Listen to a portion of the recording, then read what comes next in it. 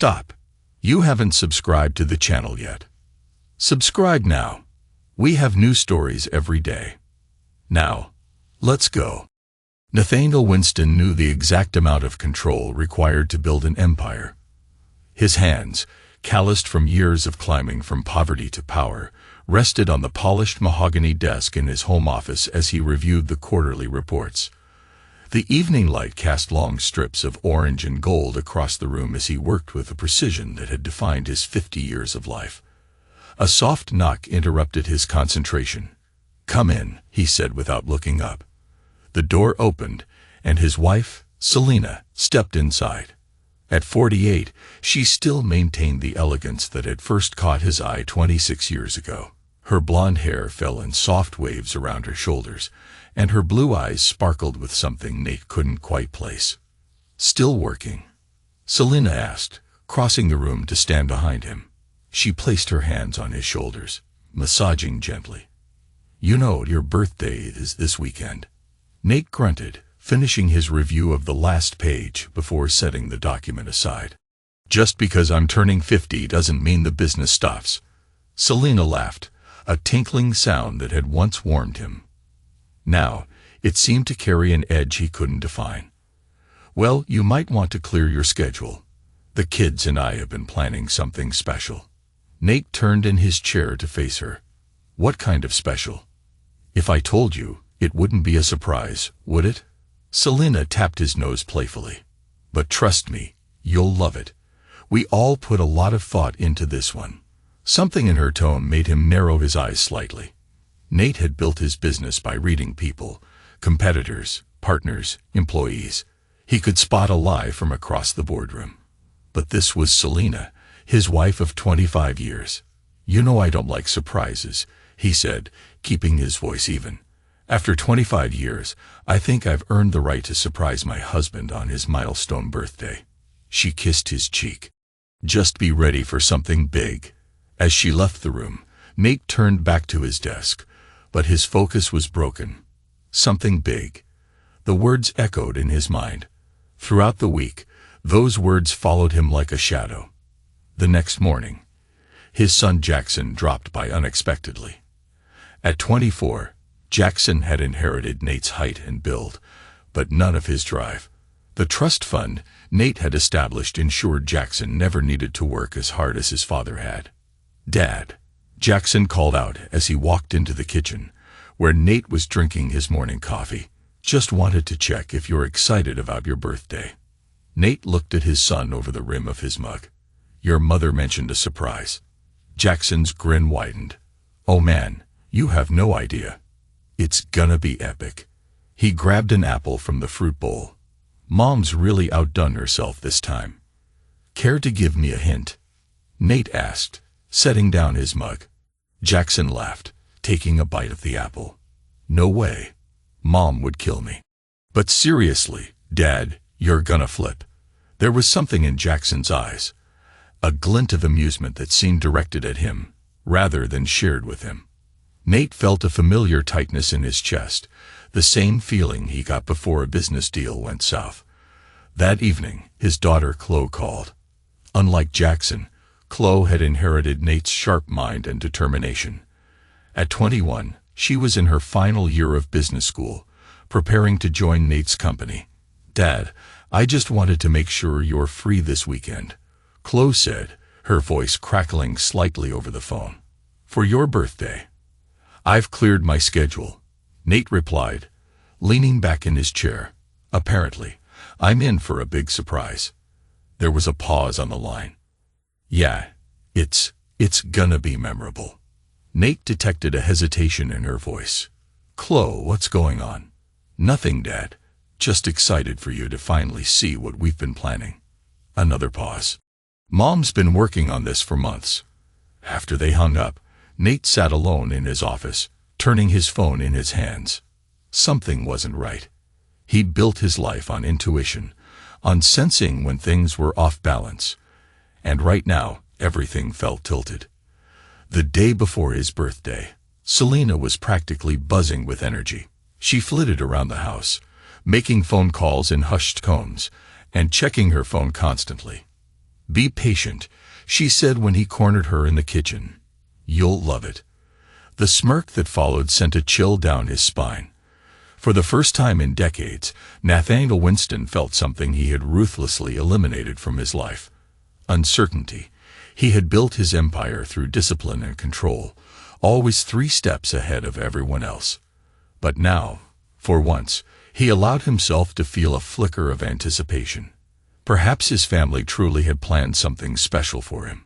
That night, he lay awake beside Selena, listening to her even breathing. Tomorrow was his birthday. Tomorrow, all would be revealed. Little did he know that something big would change everything. Nate's birthday dawned clear and bright. He woke early, as was his habit, and went for his usual 5-mile run. The routine centered him, gave him control. As his feet pounded the pavement, he thought about the day ahead. Whatever surprise his family had planned, he would face it with the same composure he brought to everything in his life. When he returned home, sweat cooling on his skin, the house was quiet. Too quiet. Selena usually had coffee brewing by now. "Selena," he called, walking through the kitchen. No answer. He checked their bedroom, the bathroom, the guest rooms. Empty. Maybe they're setting up somewhere else, he thought. A venue, perhaps. He showered and dressed in his usual crisp shirt and tailored pants. No messages or calls. He tried Selena's phone. Straight to voicemail. "Selena, it's me. Call back." Simple, direct. Then he tried Jackson. Same result. Then Chloe. Nothing. The hours ticked by. Noon came and went. Nate paced the house, checking rooms he'd already checked, as if his family might materialize in spaces he knew were empty. At 2 p.m., he called his in-laws. No answer there, either. By 6 p.m., the silence of the house pressed against him like a physical presence. No decorations adorned the walls. No wrapped gifts waited on tables. No cake sat in the refrigerator. It was as if his birthday, and perhaps he himself, had been forgotten entirely. Nate stood in the center of his living room, the space suddenly too large, too hollow. He had built this house for his family, filled it with the best of everything. Now it felt like nothing more than an empty shell. His phone pinged with a notification from a social media app he rarely used. Jackson had tagged him in a post. Nate's finger hovered over the icon, something in him resisting what he might find. Then, with a deliberate motion, he tapped the screen. The image loaded slowly, pixel by pixel, as if the universe wanted to prolong the moment. And then it was there, bright and garish on his screen. A photo. Crystal blue waters stretching to the horizon, white sand, palm trees, lounge chairs, and there, raising cocktails toward the camera, was his entire family. Selena, her face flushed with sun and alcohol. Jackson, a broad grin splitting his face. Chloe, looking slightly uncomfortable, but smiling nonetheless. And behind them, Selena's parents toasting the camera. The caption hit him like a blow to the sternum. "You won't even notice we're gone, lol." Nate stared at the screen, his breathing steady but shallow. The timestamp showed the photo had been posted 3 hours ago. While he had been here, waiting, they had been there, celebrating. Without him. His thumb moved across the screen, opening another app. More photos appeared. Selena and an unfamiliar man, standing too close. Jackson with his arm around a bikini-clad woman. Chloe looking out at the ocean, her back to the camera. The hashtag beneath it all, hashtag Surprise Getaway. Nate set his phone down on the coffee table with deliberate care. He walked to the large windows overlooking the manicured lawn and gardens beyond. The sun was setting, casting the world in shades of orange and red. In the reflection of the glass, he saw himself, straight-backed, composed, betrayed. He did not slam his fist against the wall. He did not throw his phone. He did not scream into the empty house. That wasn't who Nathaniel Winston was. Instead, he went to his office, sat down at his desk, and turned on his computer. Then, with the same precision he used to build his business, He began to gather information. The resort was easy to identify from the photos. An exclusive getaway in the Aurelia Isles, a place they had discussed visiting as a family someday. A quick search showed the astronomical cost per night, a cost being charged to his credit cards, no doubt. He checked their joint account, large withdrawals over the past month, travel bookings, shopping sprees. He opened a drawer and pulled out a small black notebook. Inside were names, numbers, people who owed him favors, people who could get things done quietly, efficiently. Nate began to make calls. He did not raise his voice. He did not make threats. He simply made requests, leveraging the power he had accumulated over decades. By midnight, he had a complete picture. The surprise had been planned for months. The tickets purchased weeks ago. 5 tickets, not 6. He had never been meant to join them. He went to bed in the empty house, lying on his side of the king-size bed, leaving Selena's side untouched. He slept soundly, his mind clear, his purpose set. For the next 2 days, Nate went about his business as usual. He attended meetings, made decisions, signed contracts. No one at the office mentioned his birthday. Perhaps they had been warned not to. He ignored the increasing number of messages from Selena and the kids. He didn't listen to the voicemails or read the texts. Not yet. That would come later. On the 3rd day after his birthday, he returned home from work and checked his phone. 47 messages waited for him. Now he was ready to read them. The first messages were casual, almost taunting. Surprise. Annual family vacation, upgraded version. Enjoying some sun while you're working. Don't worry, we'll bring you back a souvenir. Selena had sent the morning of his birthday. This place is amazing, Dad. The drinks alone are worth the trip. You're missing out. Jackson. Later that same day. But the tone shifted dramatically in the messages from the following day. Nate, call me back. We need to talk. Selena, Dad, are you getting these messages? Mom's freaking out. Chloe, Nate, there's been a problem with the credit cards. They're all showing as maxed out or canceled. What's going on? Selena, Dad, seriously, what the heck? The hotel says our reservation is canceled. We can't even get into our room. Jackson, Nate, it's not what you think. Please just call me back. We're in serious trouble here. Selena, Dad, we're so sorry. Whatever you saw, whatever you think happened, we can explain. Please help us get home. Jackson, Nate set down his phone and walked to the window. The garden was bathed in twilight, shadows stretching across the manicured lawn. He had given them 3 days of panic, of scrambling, of facing the consequences of their actions. It was just the beginning. His phone rang. Selena's name flashed on the screen. He let it ring 5 times before answering. Nathaniel Winston speaking. He said, voice cool, professional. The voice he used with strangers, not his wife of 25 years. Nate. Selena's voice was ragged, tearful. Thank goodness. We've been trying to reach you for days. I've been busy. He kept his tone even. The cards are all declined. The room is canceled. We can't get flights home. We're stranded. What's happening? Nate watched a bird land on the garden fence, then take flight again. Where exactly are you, Selena? You know where we are. The resort in the Aurelia Isles. The resort in the Aurelia Isles.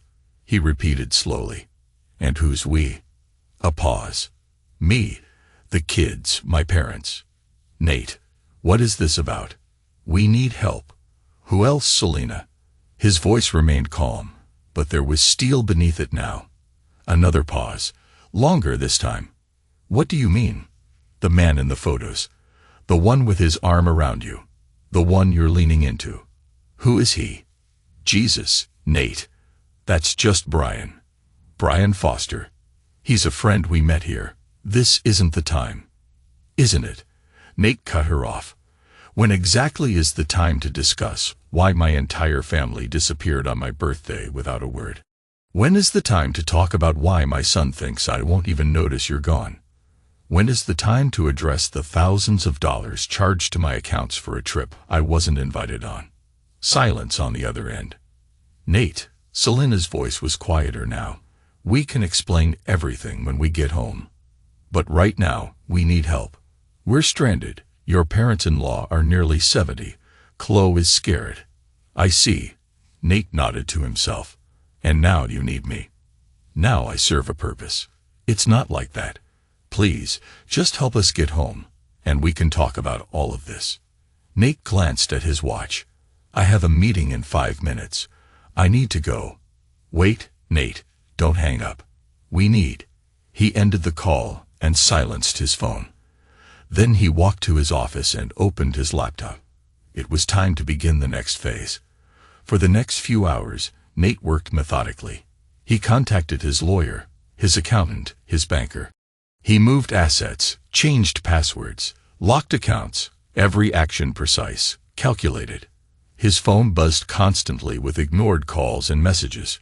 Jackson, Chloe, Selena, his in-laws, each one more desperate than the last. Just before midnight, he made one final call. It's Winston, he said when the line connected. Yes, I need a full package. Surveillance, background, communications, everything. 5 targets. He listed the names of his family members, and add one more. Brian Foster, currently at the Aurora Reef Resort in the Aurelia Isles. Find out everything. When he hung up, Nate leaned back in his chair and closed his eyes. For the first time in 3 days, he allowed himself to feel the pain of betrayal. It washed over him like a wave, threatening to pull him under. Then, just as quickly, he pushed it away. Pain was a distraction, and Nathaniel Winston could not afford distractions, not when there was so much work to be done. Morning light filtered through the blinds, casting striped shadows across Nate's desk. He hadn't slept. The night had been dedicated to meticulously crafting what would come next.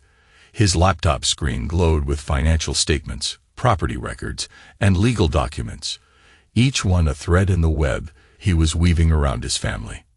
His phone rang. Jeffrey Price, his lawyer of 20 years. Nathaniel, Jeffrey said cautiously. I've reviewed everything. Are you sure about this? It's extreme. I'm sure. Nate's voice left no room for argument. Can it be done? A hesitation. Yes. Legally, it's all sound. The house is solely in your name. The cars are company property. The joint accounts can be frozen pending divorce proceedings. But Nate, this is your family. No, Jeffrey. They stopped being my family the moment they decided I was disposable. Another pause. I'll file the papers today, but as your friend, not just your lawyer, I'm asking you to think about this. I have thought about it. For 3 days, I've thought about nothing else. Nate's voice remained level. Move forward as planned. After ending the call, Nate opened his email. A message from his investigator had arrived overnight. He clicked it open. The report was comprehensive. Selena's text messages and emails going back 6 months. Meeting locations, hotel bookings, photos, all documenting her relationship with Brian Foster, a so-called wellness coach she had met at her yoga studio. Nate scrolled through the evidence of his wife's betrayal with clinical detachment. The investigator had been thorough. There were messages between Selena and Jackson discussing how to keep the affair hidden, how to plan the getaway, how Nate would be too busy to notice they were gone. Chloe's messages showed her reluctance, her discomfort with the plan, but ultimately her acquiescence. Dad works too much anyway, she had written. Maybe this will be a wake-up call. His in-laws had apparently known everything, encouraging Selena to find happiness and stop wasting her life waiting for Nate to pay attention. Nate closed the email and stood up, walking to the window. The neighborhood was waking up, people leaving for work, children heading to school, normal lives untouched by betrayal. His phone buzzed with another message from Selena. We've managed to book flights home. Arriving tomorrow at 2 p.m., we need to talk. Please be home. Nate didn't respond. Instead, he called his assistant. Helen, I need you to clear my schedule for the next week. Family emergency. Of course, Mr. Winston. Is everything all right? No, but it will be. Next, he called the security company that monitored their house. I need the codes changed immediately, and I need a team on site tomorrow at noon. Yes, sir. May I ask the reason? Home renovation. Nate lied smoothly. I'm surprising my wife. A surprise indeed. By noon, Nate had set events in motion that couldn't be stopped. Selena's luxury car, technically owned by his company, had been repossessed from the airport parking lot. The house locks had been changed, credit cards canceled, bank accounts frozen. His phone rang again. Chloe this time. After a moment's hesitation, he answered. Dad. Her voice was small, scared. We're staying at the West Side Hotel. Mom's a mess. Jackson's drinking. Grandma and Grandpa are fighting. Everything's falling apart. I'm sorry to hear that, Nate said, voice betraying no emotion. I wanted to say, I'm sorry. The words came in a rush. I knew it was wrong. I should have told you. Mom was so determined, and Jackson kept saying you wouldn't care anyway. And I didn't know what to do. You could have chosen loyalty, Chloe. You could have chosen honesty. I know. She was crying now. I made the wrong choice, and I'll regret it forever. But Dad, please, we have nowhere to go. The hotel is expensive, and with the accounts frozen. What do you want from me, Chloe? Nate interrupted. Money, a place to stay, forgiveness. I don't know, she admitted. I didn't want things to end like this, with lawyers and fighting and everything in ruins. That decision was made the moment your mother started seeing another man. The moment you all decided I was disposable. This is just the natural conclusion. Can we at least talk in person? Just you and me. Nate considered this. Of all of them, Chloe had been the least culpable. She had expressed doubts, had shown reluctance, but had still chosen wrong. Not yet, he finally said. I need time. Time for what? To decide if you're worth forgiving. He hung up. The next call was from Jackson, 10 minutes later. What the heck, Dad? Jackson's voice was slurred, likely from in-flight alcohol. You can't just leave us stranded. I think you'll find I can do exactly that, Nate replied coolly. After all, you didn't seem concerned about leaving me stranded on my birthday. It was a joke, a stupid joke. I didn't mean anything by it. A joke. Nate repeated. Is that what my life is to you, Jackson? A joke. No, Dad, come on. We were just having some fun. You're always working, always serious. Mom needed a break, and she found one with Brian Foster. Is that the break she needed? Silence. Then quietly, you know about that. I know everything, Jackson. Every text, every call, every secret meeting. I know how you helped her hide it. I know how you laughed about it. Dad, I can explain. Save it. I'm not interested in your explanations. I'm only interested in actions. And yours have spoken volumes. He ended the call and turned off his phone. He had work to do. The next morning, Nate dressed carefully in one of his best suits. He ate breakfast at the kitchen table, reading the news on his tablet as if it were any other day. At exactly 11:45 a.m., the doorbell rang. A team of 4 men in uniform stood outside. Mr. Winston, we're the team from Secure Pro. You requested assistance with a home renovation. Nate nodded and stepped aside to let them in. Everything's in the garage. I'll show you. In the garage were dozens of large moving boxes, each labeled with names. Selena, Jackson, Chloe, guest room. The men looked at Nate questioningly. I need all of these boxes moved to the front lawn, Nate explained, and I need this done. He handed them a document. The lead man skimmed it and raised his eyebrows. A divorce notice to be served. Sir, we're not process servers. Nate removed an envelope from his jacket pocket. Consider this a bonus for the additional service. The man weighed the envelope, then nodded. Where do you want the notice posted? Front door, where everyone can see it. By 1:30 p.m., the transformation was complete. By early afternoon, every personal belonging of Selena, Jackson, and Chloe had been packed and placed on the expansive front lawn. Clothes, jewelry, electronics, personal mementos, all neatly boxed but undeniably exposed. The divorce notice was prominently displayed on the front door, printed in large, bold letters that could be read from the street. Nate stood at the upstairs window, watching his curious neighbors slow their cars to stare at the spectacle. Let them look, let them talk. Nathaniel Winston had nothing to hide.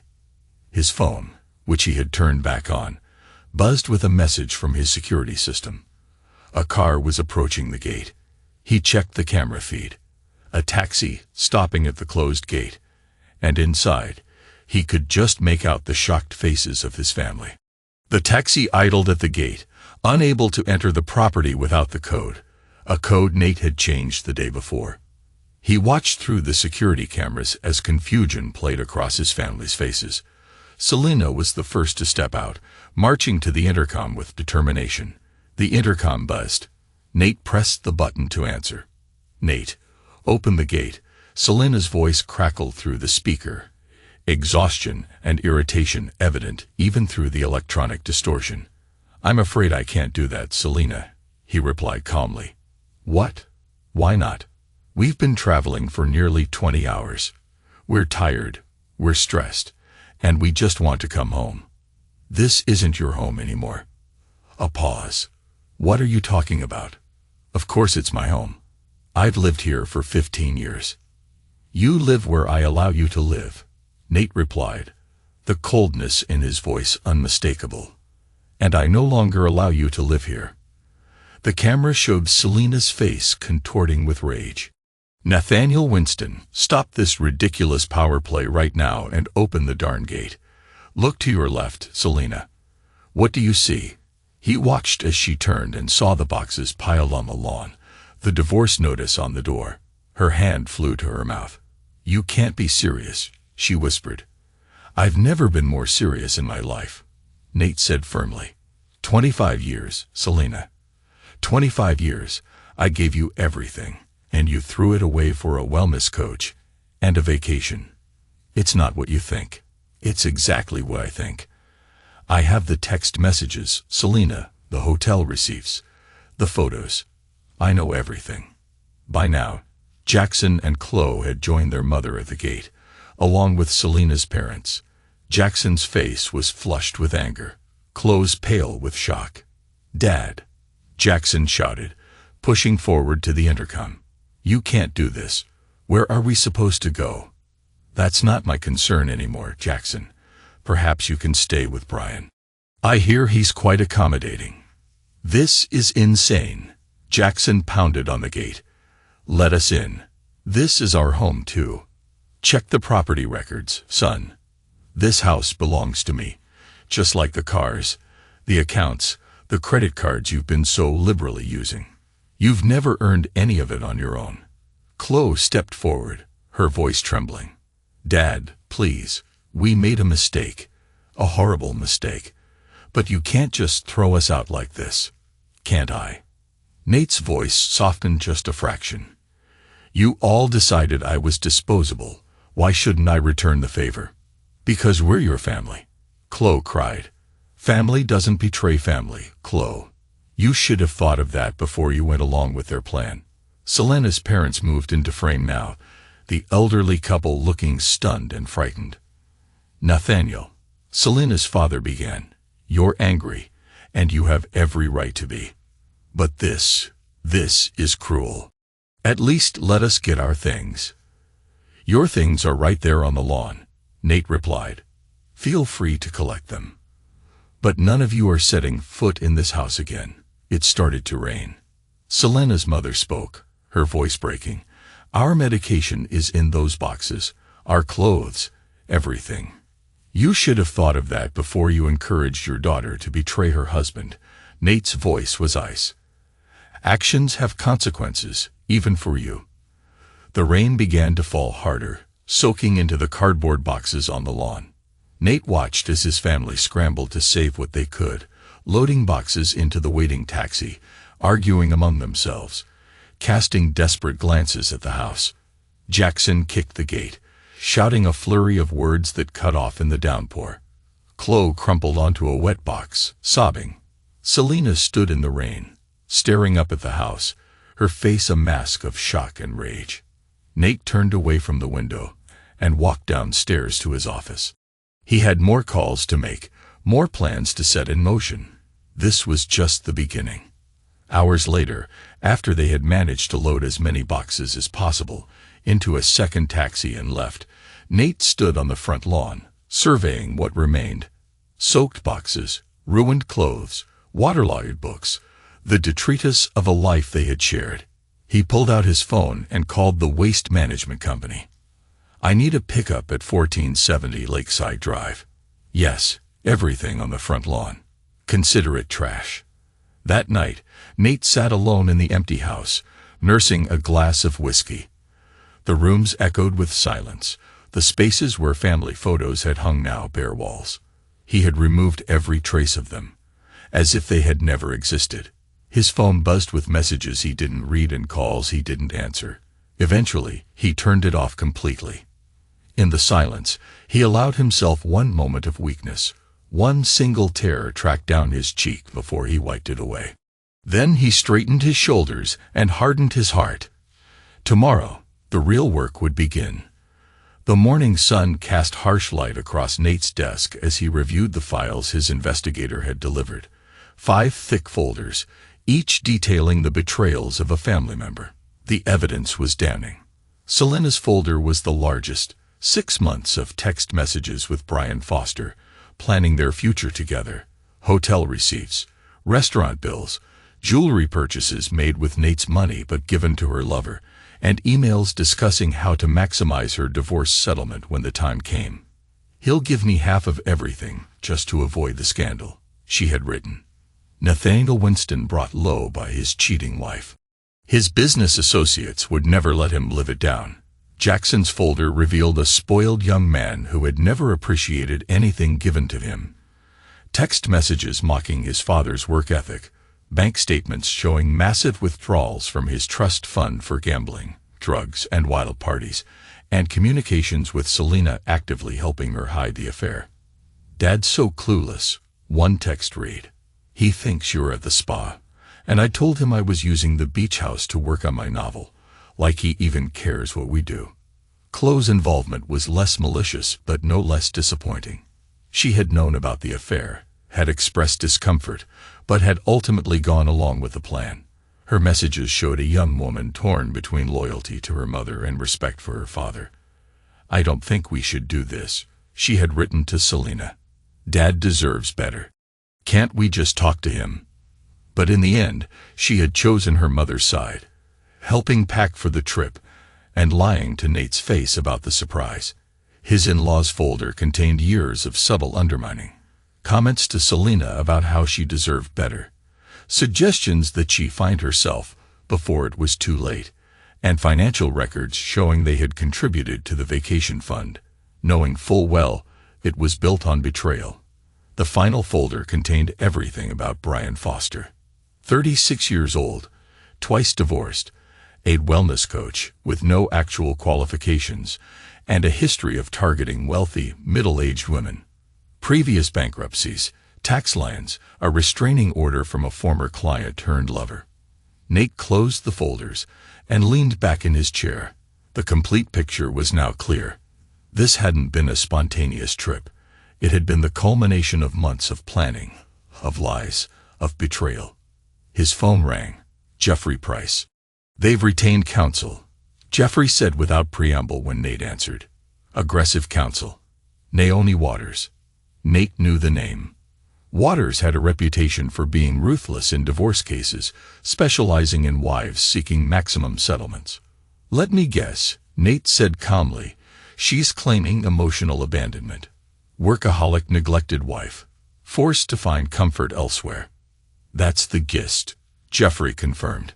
"They're demanding temporary reinstatement in the house, access to joint funds, and expedited spousal support pending trial. And what do you advise? Nate asked. A pause. Ordinarily, I'd say settle. Give them the temporary accommodations to avoid looking vindictive to the judge. But given the evidence you've collected, Jeffrey trailed off. Send it all to the judge, Nate decided. Every text, every email, every receipt. Let's see how Waters spins that. It'll get ugly, Nate. Very ugly. It already is ugly, Jeffrey. They've made it ugly. I'm just making it honest. After hanging up, Nate received a text from his investigator. Target moving. Foster booked flight to Mexico this morning, solo. Nate smiled grimly. As expected, the wellness coach was abandoning Selena now that the gravy train had derailed. Another piece falling into place. His phone rang again. Riley's name had been changed to Chloe. So in the story we keep Chloe. We continue. Dad, Chloe's voice was barely above a whisper. We're stuck. The hotel says our reservation is canceled, and we have no money to get another one. Mom and Jackson are freaking out. Grandpa's medication is about to run out. Please, Dad, can you just talk to us? I'll have medication delivered for your grandfather, he finally said after a long silence, and I'll cover your tuition for this semester. Only this semester.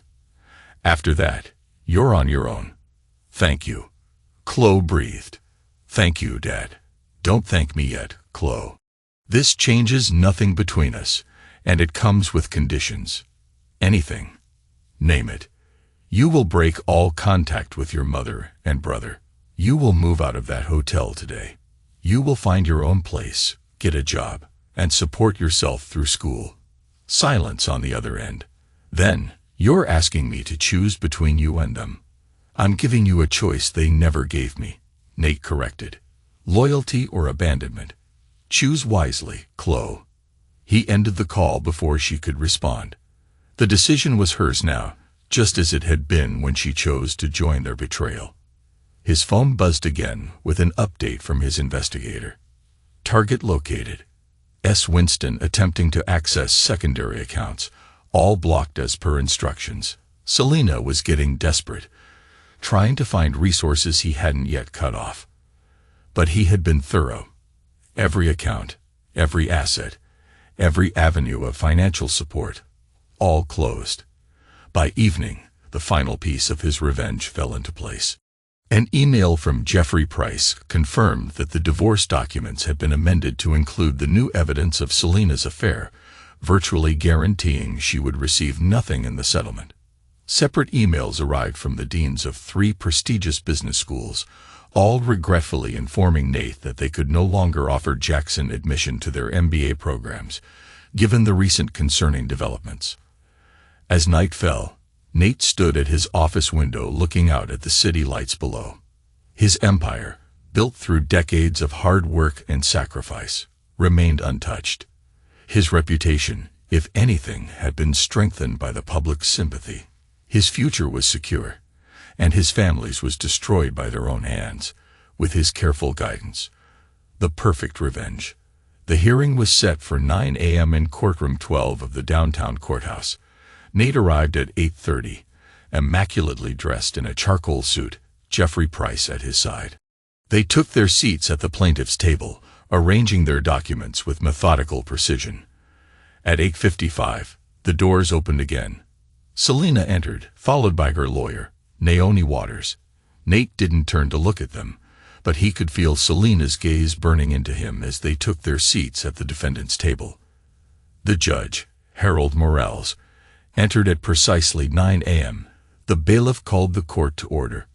Winston versus Winston.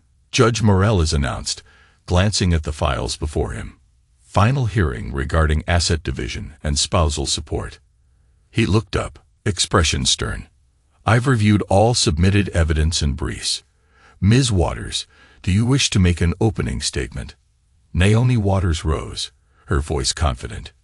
Your Honor, this case is about a marriage of 25 years, a partnership in which Mrs. Winston sacrificed her own career to support her husband's ambitions and raise their children. While we acknowledge that mistakes were made in the final months of the marriage, we contend that Mrs. Winston is entitled to equitable division of the marital assets accumulated during their long union. Judge Morell's expression remained neutral. Mr. Price. Jeffrey stood. Your Honor, this case is indeed about a 25-year marriage, a marriage in which my client provided financial security, a luxurious lifestyle, and unwavering support to the defendant, a marriage that the defendant systematically betrayed through an extended affair, financial deception, and ultimately, a conspiracy to abandon and humiliate my client on his 50th birthday. The judge nodded. I'm familiar with the facts as presented in your briefs. Mrs. Winston, please rise. Selina stood, and for the first time, Nate allowed himself to look at her. She had lost weight, her designer clothes hanging loosely on her frame. Her once perfect hair was pulled back in a simple ponytail, her face bare of makeup, her eyes hollow with exhaustion. Mrs. Winston, Judge Morell said gravely, I've reviewed the evidence submitted by your husband's counsel. The text messages, emails, financial records, and photographs paint a disturbing picture of betrayal, conspiracy, and cruelty. Do you contest the authenticity of this evidence? Selina glanced at Naomi Waters, who gave a small nod. No, Your Honor. But context matters. My husband was emotionally absent for years. Mrs. Winston. The judge interrupted. Context does indeed matter. That's why I've paid particular attention to your messages planning what you call the perfect escape on your husband's birthday.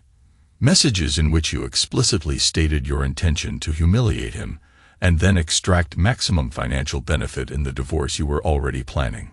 Selina paled. Those messages were private venting. Things said in anger, not private until they became evidence. Judge Morell is corrected. Any actions you took confirm the intent behind your words. He shuffled the papers before him. I've made my decision. Given the extraordinary circumstances and the overwhelming evidence of misconduct, I am ruling in favor of the plaintiff on all counts. Naomi Waters shot to her feet. Your Honor, with all due respect, Mrs. Winston is entitled to. Mrs. Winston, Judge Morell continued, raising his voice slightly, forfeited her entitlements when she engaged in what the law terms marital misconduct of an egregious nature. The prenuptial agreement, which both parties signed and which this court finds valid and binding, contains a clear infidelity clause. Additionally, the evidence shows misappropriation of marital assets to fund an extramarital relationship, which further justifies departure from equitable distribution standards. Nate kept his face expressionless, but inside he felt a cold satisfaction. The judge was following the exact reasoning Jeffrey had predicted. Therefore, the judge went on, I rule that Mrs. Winston shall receive no spousal support, no share in marital assets beyond personal effects already in her possession, and no claim to the marital home or any business interests owned by Mr. Winston. A small sound escaped Selina. Half gasp, half sob. Naomi Waters placed a restraining hand on her arm. Your Honor. Ms. Waters, Judge Morell has cut her off. Your client had accommodations. She had financial security, a life many would envy. She chose to throw it away. The court will not reward such behavior. He banged his gavel. Judgment for the plaintiff. Court is adjourned. As the judge left the courtroom, Selina turned to Nate, her face a mask of disbelief and desperation. Nate, please, this can't be happening. 25 years together, and you leave me with nothing. Nate rose slowly, straightening his tie. Not nothing, Selina. I'm leaving you with exactly what you've earned. He picked up his briefcase. Which is precisely what you left me with on my birthday. Nothing. I made a mistake, she cried, tears streaming down her face. One mistake in 25 years. Nate stepped closer, lowering his voice so only she could hear. A mistake is forgetting an anniversary, Selina. What you did was a calculated betrayal. You planned it for months. You involved our children. You mocked me publicly. You were already planning to take everything I built in a divorce, so don't talk to me about mistakes. What am I supposed to do now? Her voice was barely a whisper. That's not my concern anymore, Nate replied. Perhaps Brian can help you. Oh wait, he's in Mexico with your credit cards. Such a shame. As he turned to leave, Selena grabbed his arm. The kids. Nate, whatever you think of me, they're still your children. Nate removed her hand from his arm. Chloe has chosen her path. She's working part-time and finishing school. As for Jackson, he made his choice when he helped you plan this. When he laughed about betraying his father. He can live with the consequences. He's your son. Selena's voice rose, drawing attention from others in the courtroom. Not anymore. Nate's voice was quiet but final. Good luck, Selena. You'll need it. He walked out of the courtroom without looking back, Jeffrey following silently behind him. Outside, a small group of reporters waited, cameras ready. Nate straightened his shoulders and faced them with calm dignity. Mr. Winston, how do you feel about the judge's ruling? Justice was served, Nate replied simply. That's all anyone can ask for. What about your wife's claims that you were emotionally absent from the marriage? Nate smiled slightly. I built an empire to provide for my family. I gave them a life of luxury and privilege. If working to ensure their comfort is emotional absence, then perhaps our definitions differ. Will you be making any provisions for your children? My daughter, Chloe, has shown remorse and a willingness to make amends. She's receiving limited support while she completes her education. As for my son Jackson, he's a grown man who made his choices. He'll have to live with them. A final reporter called out as Nate turned to leave. Mr. Winston, do you have any regrets about how all this played out? Nate paused, considering the question. My only regret is that I spent 25 years with someone who could betray me so completely. But that's a mistake I won't repeat. As he walked to his waiting car, Nate felt lighter than he had in weeks. The final blow had been delivered, the battle won. His revenge complete. Or so he thought. 1 year later, Nate stood at the floor-to-ceiling windows of his penthouse, watching the sun dip below the city skyline. The golden light bathed the room in warm hues, reflecting off the glass and steel of a space furnished with sleek, modern pieces. Everything was new. The apartment, the furniture, even the city itself. He had moved 6 months after the divorce was finalized, leaving behind the house and the memories it contained. In his hand, he held a glass of aged whiskey, the amber liquid catching the light as he swirled it thoughtfully. 51 years old now, and more powerful than ever. The scandal had faded from public interest, replaced by newer dramas. His business had thrived, expanding into new markets with ruthless efficiency. From the ashes of his personal life, his professional empire had risen. Stronger. His phone buzzed on the glass coffee table. He glanced at it, then decided to let it go to voicemail. Few people had this number, and fewer still had anything to say that couldn't wait. Walking to his desk, he opened his laptop and checked his email. A report from his investigator appeared at the top of his inbox. He clicked it open, scanning the contents with clinical detachment. Selena was living in a small apartment in a modest neighborhood, working as a receptionist at a dental office. The man she had once called the love of her life, Brian Foster, had disappeared completely after emptying their joint account. The glamorous life she had taken for granted was gone, replaced by the mundane struggle of making rent and stretching a modest paycheck. Jackson had finally found employment at a small firm in another state, far from the influence of his father's name. The position was entry-level, the salary barely enough to cover his reduced lifestyle. His social media accounts, once filled with photos of exclusive parties and exotic vacations, had gone dormant months ago. Chloe was the only one Nate maintained any contact with. She had graduated on time, despite working part-time throughout her final year. Now employed at a mid-size company, not Nate's, she was building a respectable career on her own merits. Their conversations remained cautious, tentative, but regular. a fragile bridge over the chasm of betrayal. His in-laws had moved to a smaller retirement community after being asked to leave their previous one due to the scandal. Their social circle had contracted, their status diminished. They no longer spoke of their successful son-in-law or the privileges his connection had once provided. Nate closed the email and shut his laptop. The updates no longer brought him the sharp satisfaction they once had. The edge had dulled, leaving behind a flat, empty feeling he couldn't quite name. He walked back to the window, sipping his whiskey and watching as the city lights began to twinkle in the gathering dusk. His reflection stared back from the glass, a successful man in an expensive suit, alone in a perfect penthouse. The phone buzzed again. This time, he walked over and picked it up. Chloe's name flashed on the screen. "Chloe," he answered, his voice softer than it would be with anyone else. "Hi, Dad." Her voice was clear, confident, more so than it had been in their early conversations after the fall. "I just wanted to check in. It's been a couple of weeks. I've been busy. New acquisition in the European market." "That's great." A pause. "How are you though, really?" Nate considered the question, looking around at his immaculate, empty penthouse. "I'm fine. Everything is proceeding according to plan." "That's not what I asked, Dad." He allowed himself a small smile. She had always been perceptive. "I'm adequate, Chloe. Busy, successful, content." Content hung in the air between them. Happiness had never been Nate's goal.